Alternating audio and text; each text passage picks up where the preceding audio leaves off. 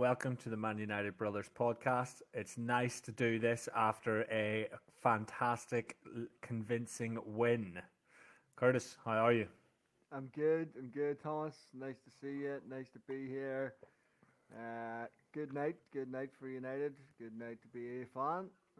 So it's always a good time when you're coming on after a win. Feels like a while. Feels like it's been a while Mate, since we had it a win. feels like a long time since we had a match where we've been coming thick Yeah, and fast at you every 2 or 3 days. This break from Sunday to Thursday is only one extra day, but it's felt like a lifetime. it did feel long. It did feel long. But we got there in the end, and it was worth the wait. Worth the wait. Well, do you want to jump straight in? What's your overall views then? I think overall, probably right team selection. I'll give Ollie a lot of credit. I hate to say it, Dan James was brilliant tonight and exposed the way they played. They play a very high line and it allowed James to get in behind him and expose them on his energy. Him and Greenwood I thought were very good. And I'd go as far to say, and this is crazy, if Cavani, I don't really know the extent of Cavani's injury. I know Donny's out for 2 or 3 weeks, but I haven't heard what Cavani's injury is or how long he's out for. But if he's not fit for Sunday, I would play Dan James against Newcastle. We'll see if Dan James, Greenwood, Rashford. I'd play them. Yeah, see, it's an interesting one. I think you touched on it about Sociedad having a high line. It was really strange. You'd think for a professional team that they would figure out that the one way to combat our pace and the way we like to play is by sitting deep. But they were like, nah, we'll just sit up and give them all that space in behind. I would kind of disagree. Now, you know I'm Dan James' biggest fan. I love him. I think he was fantastic tonight. And these are exactly the types of games that I want to see him play in. But Newcastle are going to sit very, very deep with 2 banks of 4. And it's going to be a different proposition altogether. So, and that's when you'll need someone like probably Juan Mata or someone like that, who it's not so much about the pace, but more about the sort of the guile, the skill, the little touch and go, that sort of character. Yeah. And we can come on to Newcastle, I suppose, and what we think of what way they're going to play.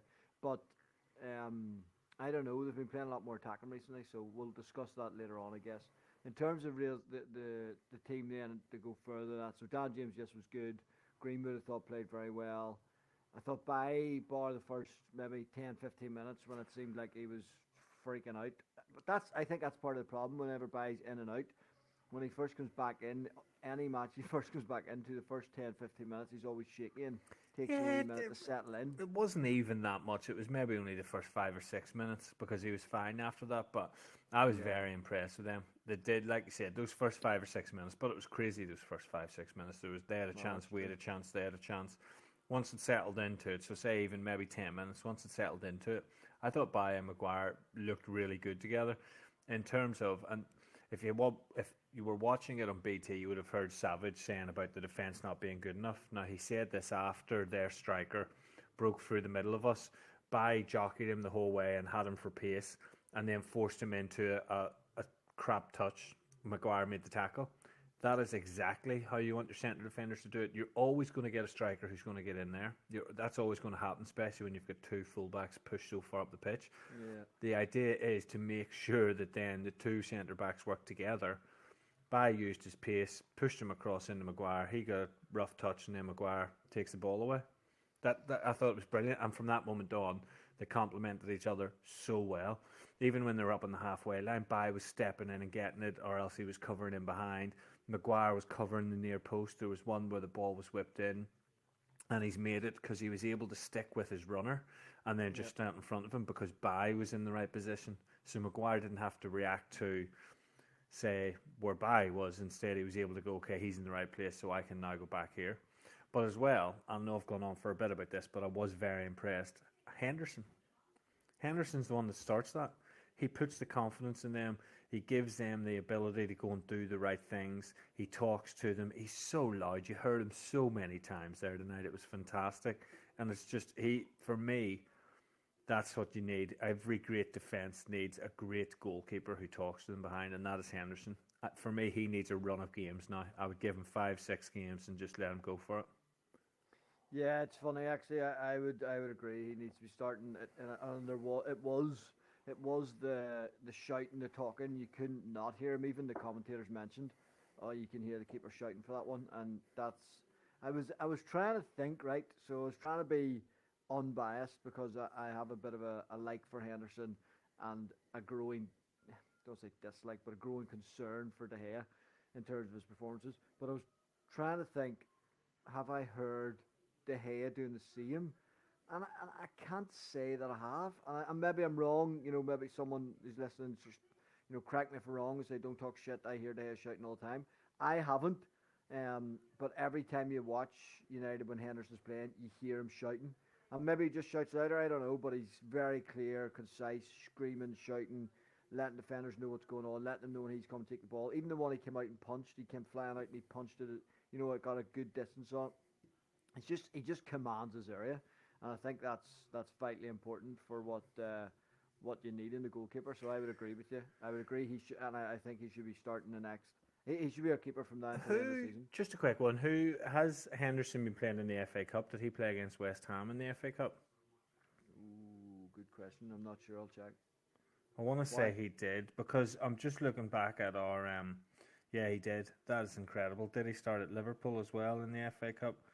That doesn't make a difference. So in the last 10 games, we've had 4 clean sheets. So 10 games, 4 clean sheets. De Gea was in goal for 8 of those games, and he kept 2 of those clean sheets. And Henderson was in goal for 4 of those games. No, I'm getting the numbers all mixed up there. But basically what I'm saying is Henderson has kept more clean sheets in fewer games than De Gea. So tonight, the FA Cup against West Ham. And that's the only 2, actually, because then he obviously conceded for those Liverpool ones. So it just shows you, like, he is keeping clean sheets. Well, he is keeping clean sheets, but the other funny thing is, looking at the last matches we've won, would that not fall in that category as well? Well, there was that crazy stat about Bailly, wasn't it? Yeah. I can't remember exactly what it was, and maybe you shared it, but it was something like in the 9 games that he started, we won 7, and the 8 games he didn't start, we won 1. Yeah. And I thought that says it all, really. And again, like I said, every team gains confidence from the back going forward. And once Henderson's in there, that's that first step. And then Bailly makes Maguire look better. And they do complement each other very well. And that's what you do need a pairing, without a doubt. Yeah. And they can be that pairing. That was one thing I was going to say. I thought Maguire looked better tonight with Bailly beside him. I think he looks more comfortable. If anyone who watched Monday Night Football with Gary Neville, if anyone watched Monday Night Football with Gary Neville, you'll have seen Neville said Maguire's problem is Lindelof and Lindelof's problem is Maguire. And he's bang on. That's the problem. They can't play together because they don't complement each other. Bailly does. And Neville said United need a centre-back in Bailly's ilk. Now, he was saying that based on the fact that Bailly has a lot of injuries and doesn't, can't get a proper run of games. But if he can keep, no, but this is the problem. I was thinking this tonight. I was looking at it going, do we need to go and splash big on a defender? And I thought we don't, because Bailly and Maguire could, with Henderson behind them, because I think that is imperative, because you put De Gea in there and you still get the same old problems. But with Henderson behind them, Bailly and Maguire could be a fantastic centre-back pairing for United. The problem is Bailly is not going to make 10 games in a row. He's not going to make 38 games in a row the way Maguire does. So then you need someone who is completely, just like literally a carbon copy of Bailly. That doesn't get injured. That doesn't get injured. Someone who's happy to play second fiddle to Bailly as well, because when Lindelof comes in, it just completely changes the dynamics of the whole team. Yeah. But what I will say is I'd still take Ramos over Maguire. It's a tough one, It is a tough one. Because the problem is, right, so I see what you're saying, right? So you go, okay, so then Ramos and Bailly are going to be your centre pairing. It's still the same issue. Bailly's going to get injured, and then you're going to have Ramos and Maguire playing together. No. But what I'm saying is, I'm not saying you take only Ramos, but you get Ramos on another. So there was talk of that Conte guy from Sevilla, who's their centre back. Can you watch your language, please? Who got absolutely torn apart last night and doesn't look, great at all. I'm so glad we didn't get Upamecano. Yeah, I'm not a fan of his. From RB Leipzig. Yeah, so glad to see him not available because he's gone to Bayern Munich. But we need to find somebody out there who is a centre back who is. I like what you said the other day. I like the idea of Fofana.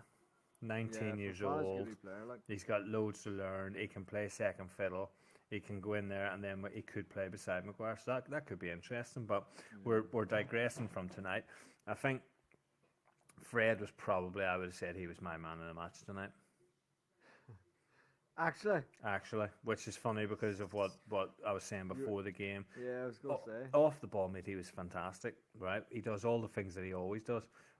But tonight he got the ball and he gave it to his own players every time. Every time. And that ball through to Rashford was fantastic. Yeah, you're right. Yeah, the ball through Rashford was brilliant. You're bang on there with that. Like, but we've said it before, bar probably the PSG match where he gets sent off, and you could discuss that all day long. His best games have been in Europe. His performances in Europe have been very, very good. He has that wee second longer to be able to go, all right, I can make that pass and get the pass to our players. And all his work off the ball, his tackling, his harassing, all that was good. And his passing tonight looked brilliant. And like you said it, the ball through Rashford was, if Kevin De Bruyne is making that pass, if Bruno's making that pass, it's being lauded above everyone. That's the best midfielder in the world. You got to give him credit when he deserves it, and he definitely deserves it tonight. Is it a bit same as the centre back pair? Does he play better when he's in there beside McTominay? Does McTominay allow him to sort of express himself better? Or do they complement each other really? Because McTominay's able to get forward a hell of a lot more whenever he's playing with Fred. Yeah, I think they work together well, but they work, and this is you'll all think I freaking addicted to Bailly, but they work better when Bailly's behind them because they can then push up an extra 10 yards. We've talked about this before, and it happened tonight. Yes, they play a high line, right? But Bailly playing allows us to step up 5 or 10 yards, which allows Fred and McTominay to step up 5 or 10 yards, which all of a sudden completely changes what you're able to do. So he's winning the ball and be able to give it. McTominay's making more of an impact because of where he is on the pitch. He's able to get forward and back and make more of an impact because that's what he's actually very, very good at, is box to box. So that defence behind them changes how they play, and actually I think the two of them do quite complement each other, and as they keep growing and as McTominay expands into that role and is able to play more box to box, it works. But it looks so much better when you have our defence 5-10 yards up the pitch and with Bailly in it. Yeah, no, that's a fair point. That's a fair point. What did you think of Tellez tonight? I thought he did okay. He was doing a lot of overlapping runs. He was running down the line quite well. Puts his good ball deliveries in. He defended quite well too. There was only one point I think he got done in the bottom right hand corner. I think he got a wee one through his legs. Can't remember what player it was that did it to him. But apart from that, I thought he actually played well tonight. He frustrated me a little bit with his the ball. He was very wasteful for it. There's a lot of the times Luke Shaw always wants to get the ball, play it inside, and then run round and get the ball back again. Whereas Tellez wants to get it and almost take it first time as he's turning out towards the sideline and play it up the line.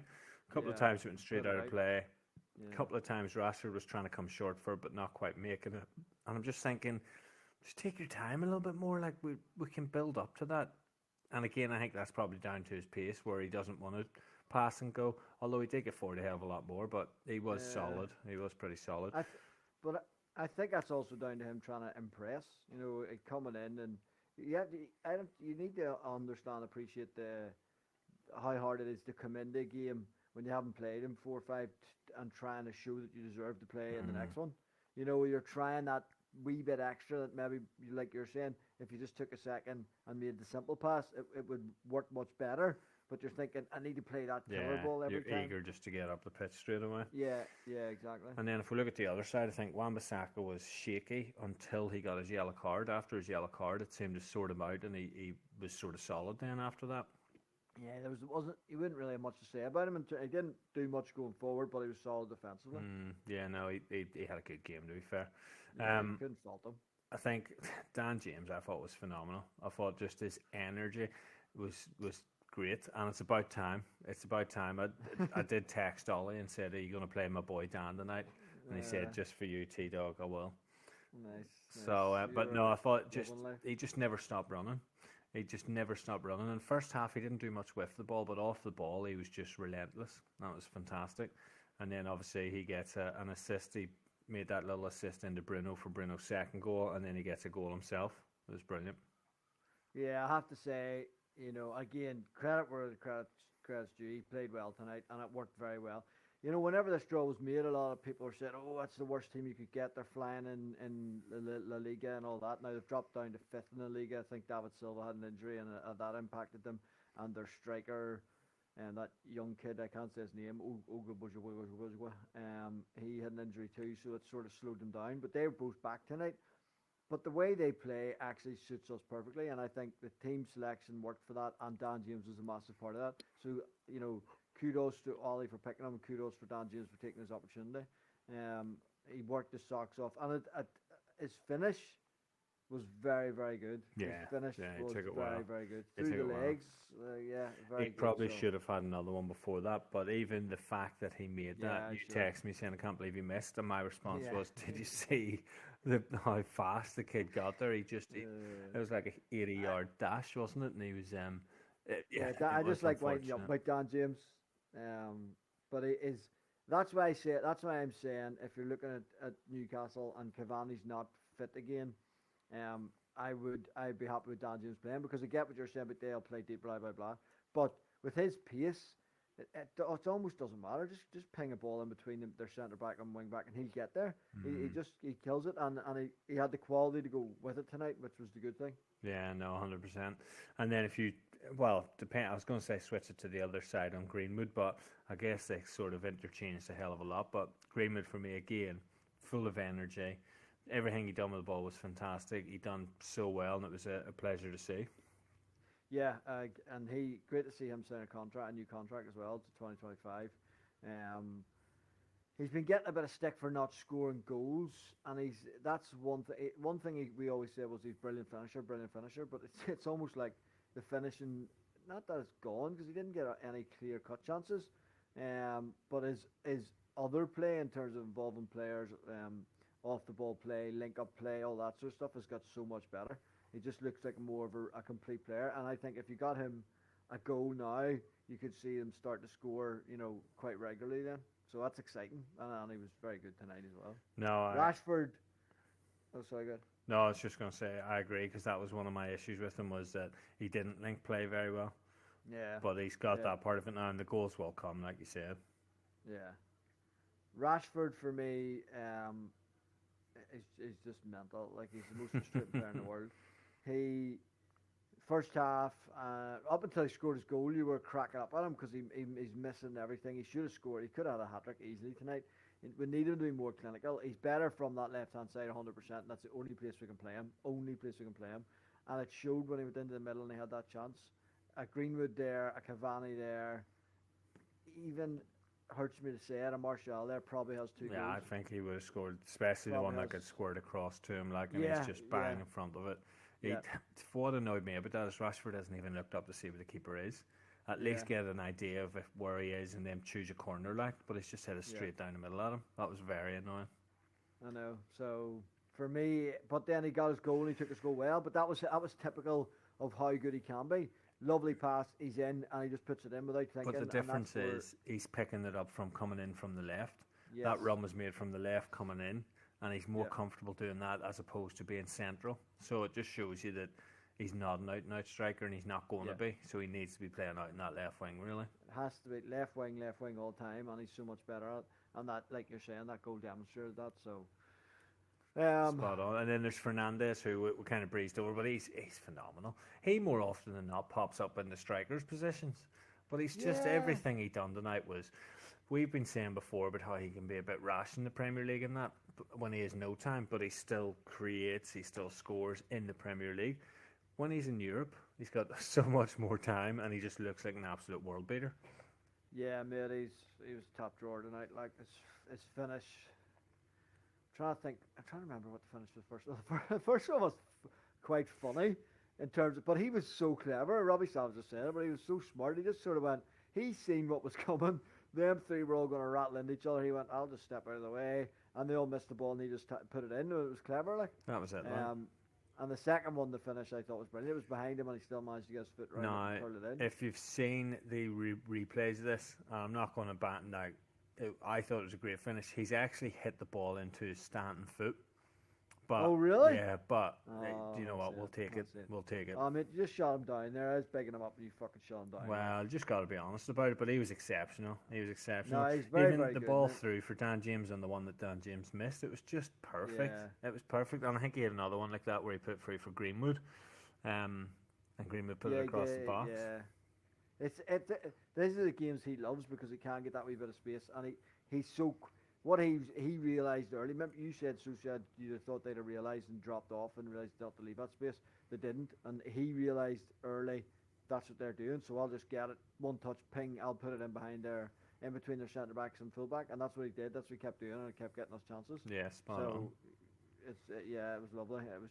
It was just overall, you're going away, not just Spain to Turin for an away leg of a European Cup game in terms, and everyone's saying that's the toughest team we're going to play, and we went out and beat them 4-0, and we were professional. Bar the first 5-10 minutes, there was no real scares or no real concerns, and it's just. Yeah, I just can't. My confidence was a bit shaky at the start. Every time that they were on the front foot, as the match progressed, I got more and more comfortable with them having the ball and with them attacking us. And that just says it all. That we were getting into our shape and we were making the blocks and we were making the tackles. And with those guys, that, like I said, with Henderson, with Bailly, you just it seemed like everyone's confidence grew, but mine certainly did watching it. Like, yeah, and that's the good thing. You'd messaged earlier to me or on Facebook or something about having Maguire in to get a confidence builder, and some said this isn't the game to get a confidence builder, but it ended up that it was the game to get a confidence builder because we grew into, as I say, bar first 10 minutes, we grew into it, we controlled it, morale, professional job. You know, people would be happy to go away from home and win 1-2-0 in the Europe, but we've went to win 4-0. Effectively, the tie should be over, which should allow us then to take them back to Old Trafford, put in maybe a Diallo to start, maybe a Mata will start, maybe even look at your wee man if Hannibal's fit again, and the other guy, I can't say his name. Shorter, yeah, he'll be on the bench. You know, they don't all start, but you know they can get some game time in. You could definitely start one or two of them. Rest Bruno. Yeah, rest Bruno, get Axel a run out as well. Maybe put him at centre back, see how he gets on. You know, things like That's that. A good call. That's a very good call. I'd like to see that. I'd like to see Axel and Bailly, but I think if it comes to it, he'll rest Bailly. Well, in my reckoning, he should rest Bailly because Bailly should be our number one centre back. So you want to wrap him in cotton wool as much as you can. Well, it depends if you've got Bailly playing on Sunday, doesn't it? Which he should do. He absolutely should do. This is the thing. Now that so should Henderson. But well, yeah. This is where it becomes so. To round off then tonight, we can move on to Newcastle match. Before we round off it, so the subs all come on and they've done a good job. There's not really much to talk about. Martial frustrated me in a way because he came on and everything he done was nice and it was tidy and he didn't really give it up. But there was no urgency. I thought for someone who's not in the greatest bit of form, come on and push hard for a goal. But he would rather flick it over someone's head, which he done 2 or 3 times. Little touch here, little touch there. And I thought just be desire, just push a bit harder. So he frustrated me in that sense. But Mata and Matic both done fine. The one thing that really surprised me was Diallo came on, right? Yeah. And I'm going to say it now. He reminded me a little bit of Ronaldo. Because he got the ball, right, and he's made it into the box. It took him a few minutes before he got the ball, but he's came into the box and he's tried to do a little flick and he's cocked it up. Yeah. And then he stopped. And I thought, okay, next time he's got the ball, he tries a little 1-2 off his own feet and trying to get around someone and he gets a foul. That was after he skipped past someone. And I thought, this kid fancies it, like, do you know what I mean? He's 19. He's 19 and he's trying all this fancy shit. And you think, okay, that's exactly what Ronaldo done and we hated him. Coming, I thought, well, that's confidence, and he's got the techers to do it. So I want to see a lot more of him. He definitely fancies it. Like the kid loves it.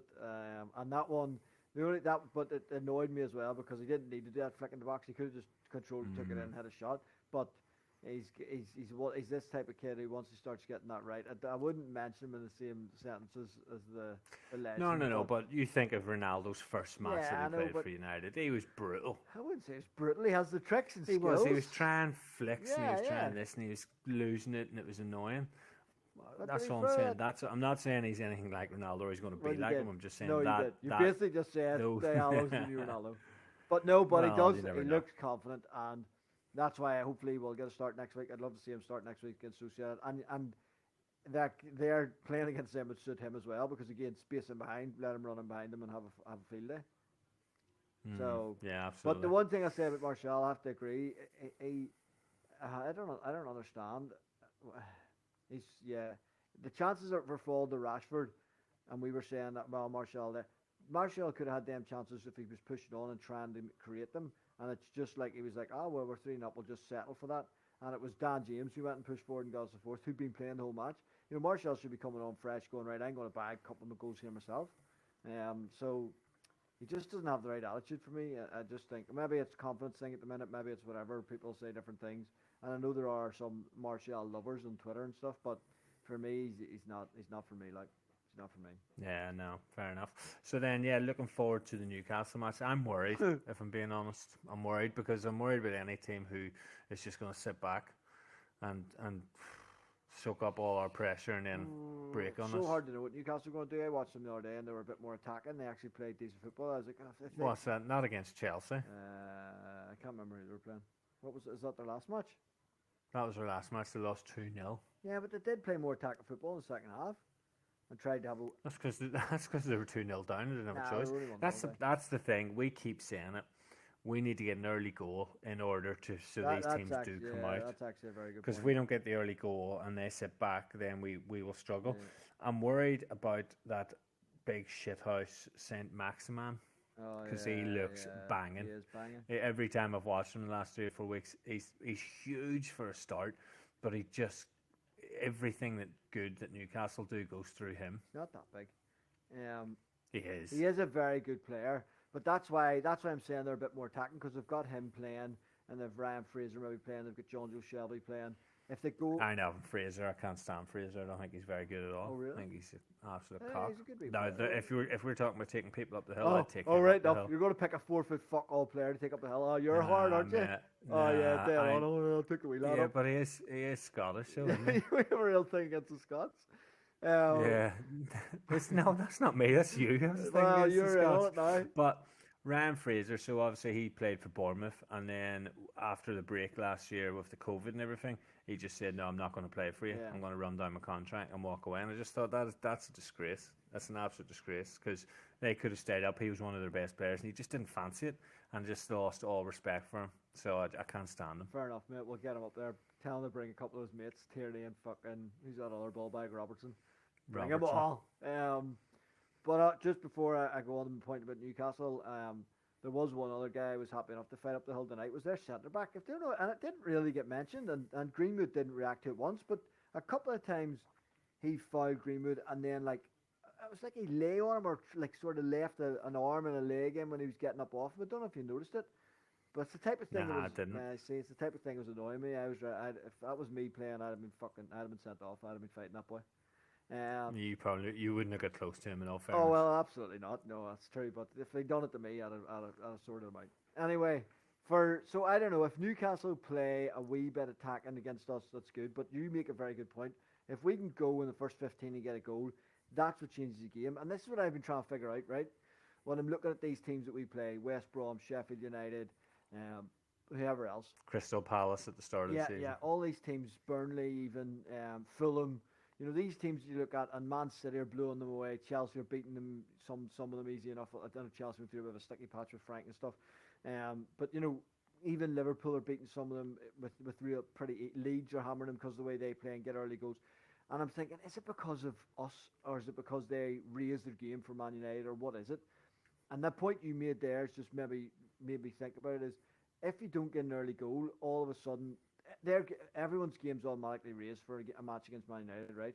And that's just normal. They're the most successful team in the Premier League, so over the Premier No, League yeah, history. but I think that's a bit arrogant of you to say, Well, because I think if they're raising their game above the levels that they'd raise them for a Man City or a Liverpool, I think you're in dream world. no, not You're in not saying absolute dream not world. saying above the levels, but they do. That's a big game. That's a game that most teams will look at the start of the season. They'll go, "Fuck, we're playing Man United at the end. We've got to be bang up for that one."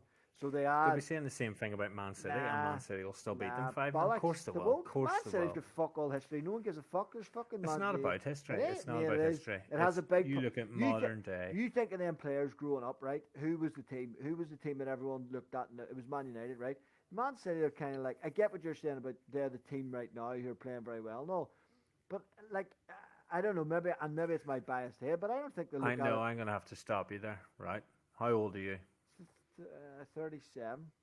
Have to think about You're that. not. You're 38. I'm 37. You fucking prick. You're 38. You turned 38 on the 6th of February. You I twat, 'cause definitely I'm only 35.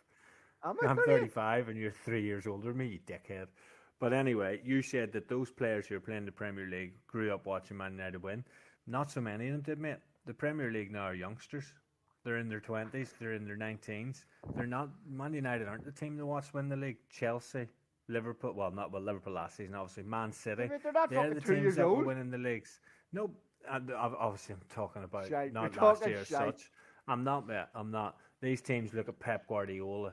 They look at people like that and they think, oh, he's done it at Barcelona, he's done it at Bayern Munich. We want to go out But and he's put really a done performance fuck on against all. his team. It's not. They don't raise their levels to Man United any different than they do to the Man Cities or the Liverpools. Yes, I agree they do at certain teams like Everton. They're not going to raise their game up for an Everton game or a West Ham game, or I think they still raise it for Spurs because of Mourinho. It's not about history; it's about who their manager is and the way they play and that sort of thing. So that would just be my point on that. Nah, I disagree. They raise their game higher for United because United's the prestige club. Man City have no prestige. They're fucking short of fucking shake bastards. Yeah, I agree with that. I agree with that. But that's Well, that's I just a put different conversation to have. But the fact of the matter is, so they still these teams blow West Brom yes, away, that was where my point was getting. and we lose to them. Yeah, and that my point was I was getting Or to draw. was saying, was it that they're raising their game? Was it that we were just thinking we were going to win? What was it? And the early goal thing is a big impact on it because if we don't get an early goal, they get confidence. They think they can then have a chance, and then we seem to drain confidence as the game goes on, and it ends up being a nightmare. And you'll either get a 1-0 and then we panic and think we need to sit on it, and just hold that because that's what we were lucky to get this stage. But if we just went for it early and scored an early goal or an early 2 goals, it's a totally different ball game because then they come out, which gives us more space, which is actually suits our game better. So I don't know. If we can do that against Newcastle, that's what we need to do. If we don't do that, it's going to be one of them horrible afternoon, Sunday night, isn't it? It's going to be a horrible night watching shite where we just fucking try and get a 1-0 win and hang on. And we need to win the Premier League. It's massive. Oh, it's huge, mate. It's huge. I mean, it's no point going over sort of spilt milk. But if we hadn't have drawn that Everton game, if we hadn't have drawn the West Brom game, and if we hadn't have lost Sheffield United 7 points, we'd be banging it, and it would be between us and City. But you can say that on every season, and every team can say that. True. But especially those 2 draws, it's just stupid. I know. It's stupid, mate. But the thing is, second, it has to be our aim in the league. We're not going to catch City, right? But you have to, you have to keep them honest, right? So you need to fucking make sure we're winning to at least, if they did slip up, to at least go, well, United have been winning, so they're still in there. So if City slip up, you're still, oh right, you've closed the gap a bit. Then they might slip. Then we play them on the 6th of March. Can we beat them? Oh right, we've closed the gap a bit more. And ask a few questions. If you keep drawing and dropping points, you're not asking anything. You're just gonna. That was going to be my next point. So obviously, okay, we'll park everything that's just passed, but we've got Newcastle on Sunday. Mm-hmm. We're desperate for a win because our next 2 games in the Premier League are Chelsea and Man City. Yeah, but if you beat Newcastle, we can go and put a rest of the team out against Sociedad and still beat them if we're enough to do that. We can beat Chelsea. Yeah, no, I agree. I think. Look, it might come back and bite me in the arse and egg in my face, but I fucking think Chelsea aren't that fucking great. I don't rate Tuchel. I think he's a shit manager. I don't know why they fucking blow smoke up his hole and say he's that great manager. He's not. He's no better than Frank, in my opinion. So I think we're going with Duff Chelsea, and then we face Man City, and that'll be a tough one. But all I can set up, we know how to play against City. We know how we can frustrate them, but we need everybody to be bang on our game because the last time we done that, was League Cup and we still managed to concede 2 goals to set plays, which is just brutal. Set pieces. Yeah, no, I agree, but it'll be interesting. But yeah, so for Newcastle, for me, Henderson has to start. I think it's all the things that we probably said at the end of the last podcast. Henderson has to start. Maguire and Bailly. I'd start with Shaw, Wan-Bissaka again. I'd go, if Pogba's fit, obviously he plays, but I don't think he is fit. So I'm hopeful that McTominay is going to be fit. So I'd go McTominay and Fred, with McTominay with a bit more of a free license. Fernandes in front, and then depending on injuries, James, Rashford and Greenwood, or Cavani, Rashford and Greenwood. If Cavani's fit, Cavani starts middle, Greenwood right, Rashford left. If not, I would stick with James. I wouldn't bring Martial in. I just think it's pointless. Yeah, no, I agree. He can come on at the end, and then you'd have to have a player like Mata who can come on if they are going to be sitting deep and if we are chasing it towards the end of the game. But it's just so hard to know. Like, I was more confident going into tonight because it's European games. They're always a bit different. But when you go back into the Premier League, the teams know how to play against us now. They know just to sit back and just soak it all up. Yeah, which is frustrating. No, that's the problem. Like that's where the frustration comes in, and that's where you're saying about Amada coming on might change it. But I don't know if we get the early goal, go at them early. Just go at them early, get a goal, get them out, get them to come and attack you, and then just create the chances and exploit the space. If we have Cavani playing, just get the ball in the box as much as possible. First 10-15, see where we get to, and we'll get a goal out of it and then take it from there. Don't concede early. Maybe a bit longer than 2 minutes this week would be nice. That would be very nice. That would be ideal, wouldn't it? It would be ideal, but that game is. Sorry, go ahead. I was just going to say that game is Sunday night. It is at Old Trafford, as far as I believe, and that is a 7 o'clock kickoff on BT Sport for anyone that wants to watch. Oh, you're just giving a promotion to BT there. Fucking hell, you're getting paid here. Sorry, are you? I should be, mate. The amount I give the bloody TV company. Anyway, but what's your prediction? You were going to ask my prediction. What was predictions for tonight? Who got tonight right? I think I predicted like 2-0. Right, what did I predict? And you said 2-1. I think I said 4-0, but okay. I'm going to have to start. I'm going to get a book, actually, yeah. I'll take a diary home from the office tomorrow. We're going to start keeping track of this, and we'll do points. In fact, I've just thought of this right here, right now. For the rest of this season, we're going to keep a tally, and whoever has the least amount of points, you get 1 point for getting the closest score. Whoever's got the least amount of points at the end of the season has to do a naked dive into the sea at the end of the season. And why naked? Can I not wear a bikini or something? No, because everything's more fun when you're naked. Right, okay. Well, but hold on. So I will record that. Nobody wants to see you naked. Everyone wants to see me naked. So how many points do you get for a win? You get 2 for a correct score, 1 for closest to the score. Right, okay. And 0 for an incorrect score then? And 0 for, obviously. Well, I'll give you fucking, I'll give you 5 points. Just in case all of a sudden you're coming up with fucking 50 points every week. Well, you never know. So that's the new thing that's just been introduced now. Right, okay, nice. So that'll be good fun. Right, so I'm going to say, do you know what? I have 2 scores because of two different. Yeah, you can't have 2 predictions. If Henderson and Bailly start 3-0, if De Gea and Lindelof start 2-1. Well, which one are you going for? I'm going for 3-0. Right, okay. I'm going 2-0. 2-0? Yeah. 3-0. All right. That's okay. Let's see what happens then, mate. Let's see what happens. Right, so look, good night. Good. Always more enjoyable to come on to East for when you've just had a win. And as I said at the start, it has felt like a while we've had a win. We've a lot of draws and stuff, but and people probably won't be as happy hearing us whenever we've won because there seem to be a lot of people enjoy me when I'm pissed off. But 4-0. Look brilliant, more or less guaranteed into the next round. Just make sure when we're playing at Old Trafford, we give them a 1 or 2-0 win. We're flying, happy days. Give boys a run out. Now on to Sunday, and that's where focus changes. So we need to make sure we carry this on and follow it up with a win in the Premier League because it's vital now. What I will say is just before we go, a shout out to Dan. Dan, what's Dan's surname, Thomas? Murray? Dan Murray. He started up a page now on Facebook called, what's it called? Shanty? You've done this well, like, haven't you? You set it up nicely. Shanted Football. Shanted Football. I couldn't get the name of it. Shanted Football. So He's on there, just football chat. Dan, obviously, we're in lockdown again. Northern Ireland, the 1st of April, confirmed today.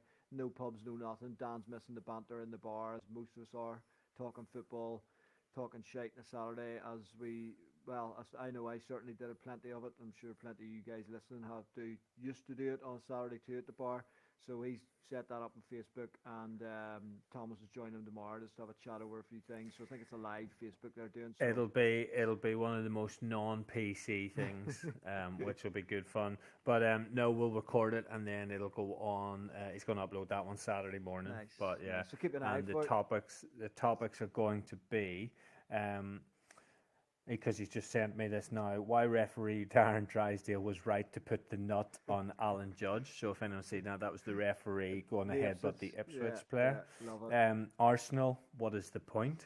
Why they're the most hated team in the UK. Well, for Max and then, yeah, there you go. And then the tears of Ralph Hasenhüttl, sub-by-sub analysis of how one manager derailed a team's season. Because you may or may not know they have not won a game since he cried when they beat Liverpool. Yeah, and you wouldn't have no Dan's a Portsmouth supporter, where that's come from. But yeah, look, keep an eye out for it. Be a good one to catch. It'll be a bit of crack. Sounds like it'll be fun. I look forward to seeing it too. But look, until Sunday, where we will be back again. Someone wants to say hello before we go. Come and say hello quickly. You say hello. Hello. Hello. What do I say, Liverpool? Stinky Liverpool. Good girl. That's Eliza saying hello and Stinky Liverpool. Look, until Sunday, we will see you again. Stay safe, take care, and of course, as always, remain brothers united. Night, everyone. Take it easy. Bye.